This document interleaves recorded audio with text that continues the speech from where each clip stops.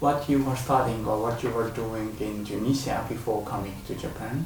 Okay, yeah. So before coming to Japan, I studied architecture in National School of Architecture and Urbanism in Tunis, which is the only public university for architecture in Tunisia. And we study usually 6 years. So in my 4th year, I did an exchange year in France, in Paris-la-Villette, and then came back to continue my studies in Tunisia. And at the final year, I also did internships in Europe. Yeah, and before coming to Japan, I worked for a little bit, for maybe 6 or 7 months, for an architect in Europe. Well, what motivated you to choose Japanese university? Okay, so I think that travel and getting to know societies and be part of it is important for a person to grow up, to learn about himself or herself, and to also learn about yourself as an architect or as professionally. So that's why I really want to go abroad and see different cultures, societies, and be part of it. And Japan was always a destination that I wanted to go to because we grew up on Japanese culture, societies through anime. And then because of the architecture also, I learned a lot about Japanese architecture through theories in Tunisia or France, and I wanted to experience this at first hand and learn from it and learn about it more in Japan. So that's why I really wanted to come and continue my research and master degree here. I see. So through theories you mentioned, so you are a bit more interested in the field related to theory of architecture than practical things? I actually like both. So I started getting interested in research when I did an internship with a Swiss firm called our lab, and they are Swiss. They practice. They are in office, but they also do research. And when I worked a little bit with them, and I learned that I loved doing research, and I knew that I wanted to continue in research field, but if possible, to work in the future with an office that do both, design but also research is also kind of my dream.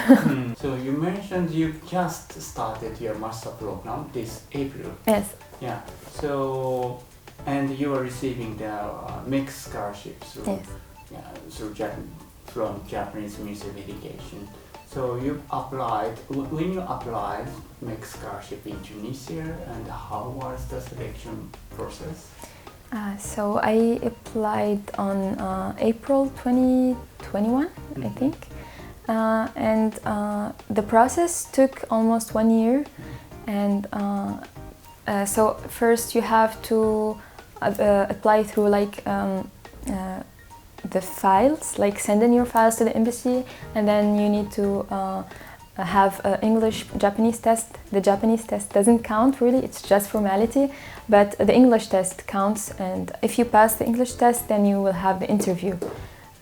If you pass the interview, then you have to choose a university and a supervisor.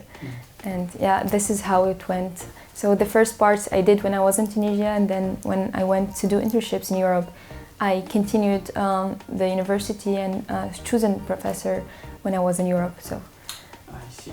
Yeah. So during the screening process of the mixed scholarship, you have to find your future supervisor. Yes. How did you find your current supervisor?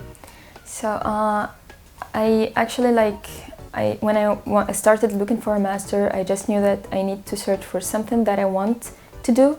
Otherwise, it will be hard to do research if you don't like the subject. So I was searching for a theme that goes with what I want to do, and I found my sensei's lab. But my sensei is also a very known architect and architecture professor. So I just wanted to do research under his lab, and also because of the theme.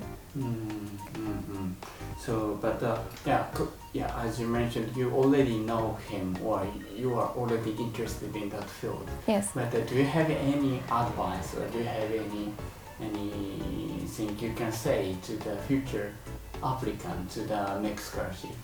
of how like to choose. How to choose, or how they should behave during the screening process. Yes. So to choose their lab, I think I did a lot of research. So I watched a lot of lectures to understand what kind of research I want to do, and also like I researched a lot about what kind of masters are in Japan and Japanese universities. Also research what is very important for our future in architecture, and so this kind of things is very important. So I advise them before choosing or to research a lot and to do something they want to do. And also when you contact the professor, try not to hassle them. It's not good, and you should just like send one email. If he doesn't reply, then don't hassle them. Go to another professor or something. But especially like doing research background is really important. True. I think so. So first of all, how did you find mixed scholarship? Okay. It is very well known in... No. Yeah. No, actually, not a lot of people knows about mixed scholarship. I knew about it before because I know that mostly every country has a scholarship, but I didn't know the details of it. So me and my friend, we were interested to do like a master degree, and we were looking for opportunities to go abroad, and both of us were interested in Japan. And one day, like someone posted in our university Facebook page. They shared a post from the embassy in our university Facebook page, and like we both were like, "That's it, let's do it." I see. So it's just a simple question. Facebook is still popular in Tunisia? Yes. I see. Yes, it's really popular, and it's even academic, you can say, because like the university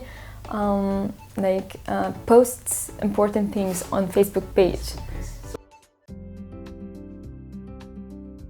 So far, how do you feel about research environment or student life environment in your university? It's very different from Europe or from Tunisia. Because here there is the laboratory system, which I never saw before in France or in Tunisia. But it's really, really interesting because you have this laboratory that you belong to, and you're not doing research on your own. You're doing research with all the lab mates. They help you, and you do it together, which makes the work more interesting and more important, I guess, and more scientific based, and like everyone has different views and give you more horizons or more like perspective to your work at the end. So it's really interesting, and also it's I think for me I feel like it's more academic because like the thesis I did before in Tunisia, it was more maybe emotional, spiritual thesis. I think we work a lot with that in Tunisia, but here it's more like scientifically based. This is what I feel. I don't know. At least for now, because I just started. How many lab mates, or how many master course students or PhD course students, or maybe postdoc students in our do you have lab? in your lab? Well, our lab is huge. We have a lot. So we have around maybe 30 persons. 30? Yes. Too big. It's too big. Yes, I think maybe around 9 or 10 PhD students, and the others are master, and maybe 2 or 3 bachelor. And your entrance examination. Yes. And usually I think one of the difficulty for international students to study in master program Japanese university is scholarship procedure, and yes. The entrance examination is two different things. Yes. So first of all, how did you find that kind of process, and how was your case for the relating to entrance examination of your program? Yes. So when you come to Japan as an embassy recommended student, you will have to do research for 6 months before starting your master. And when you decide to start your master, you have to go through entrance examination, and if you are accepted, then you go to your master or PhD. So this is what happened to me, and in February I had my entrance examination. And to go through your entrance examination, you need to prepare a research theme that you want to pursue in your master and present it in front of professors. I think it's different from university to another, but this was my case. Yeah, it was really interesting because of the entrance exam, you need to research, you need to read books, you need to know what you're saying, and it made me know more what I want to do after that. I see. So even if we call it as entrance examination, but the main thing you should do is kind of preparation of your future research. Yes. Yes. So finishing, you just started. That's what you want to do after the graduation of master program. Yeah, I hope I'll be able to finish, to go to PhD. So now you are studying in English, totally in English. Yes. But in your daily life, you need I think sometimes you need Japanese language. Yes. So how is your experience of studying Japanese, and what do you think about the necessity of Japanese language in your daily or research life? Okay, so I think it's possible to come here and study without knowing any Japanese if you want to, but if you want to get the full experience, it's better to learn Japanese, because like daily life tasks like going to the bank, you need Japanese for that. Going to the post, like these kind of things, you need Japanese for it, which makes your life easier if you know it. Other than that, like if you know to know the culture better, if you stay like talking in English, you're not probably gonna make a lot of Japanese friends, and you will not know the culture very well. So if you want to experience Japan fully, you need to learn Japanese. So regarding your study of Japanese language, you've studied the first 4 months of your stay in Japan, and even now you are continuing your Japanese language study? Yes. So starting from October until January, I studied basic 1, 2, 3, 4, and now I'm an intermediate 1 student in Japanese classes. And Tokyo Tech provides like intensive classes for embassy recommended student. So we study every day 4 hours of Japanese for 4 months, and we had really great teachers.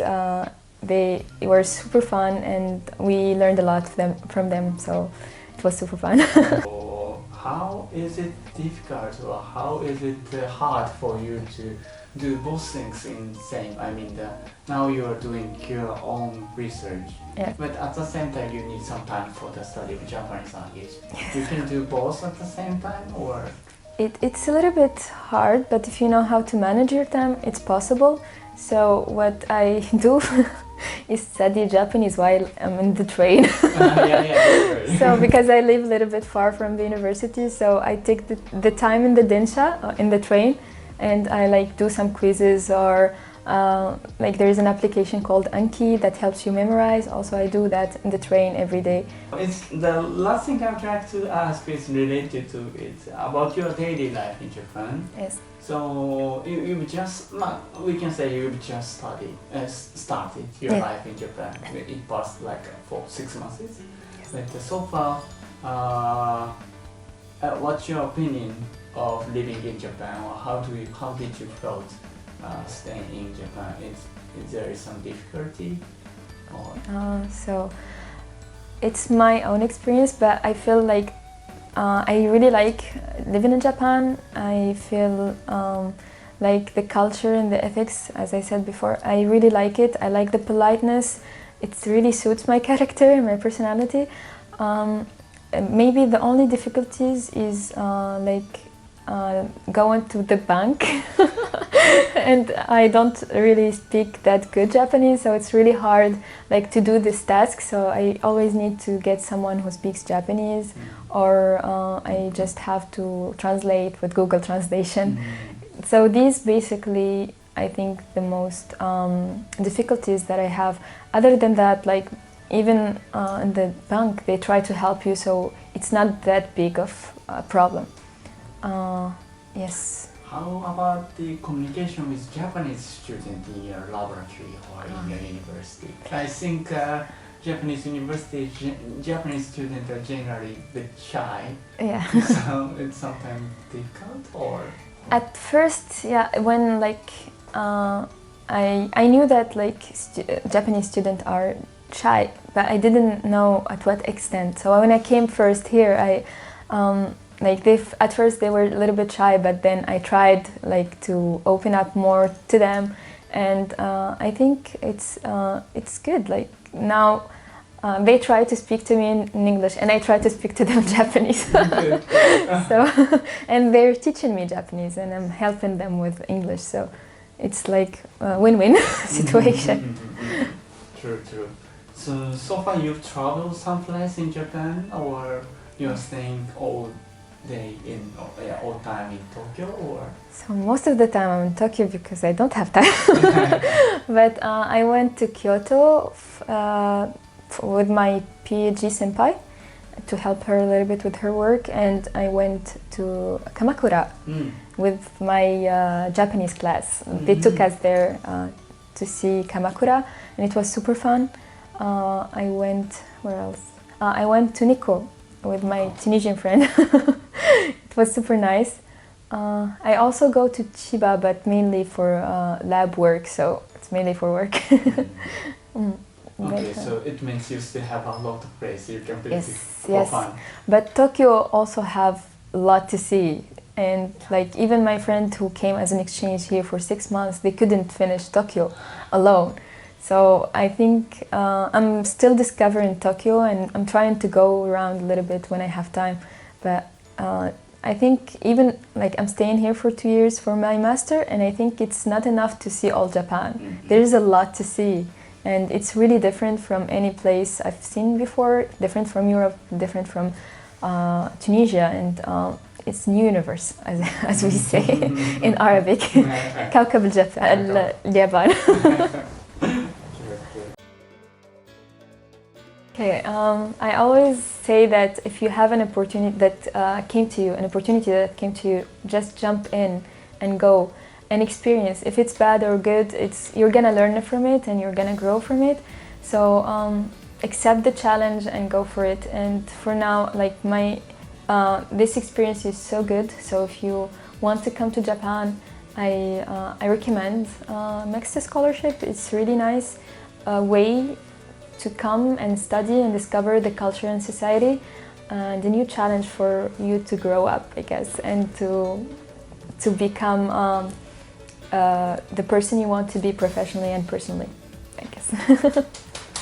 Thank you very much. Thank you.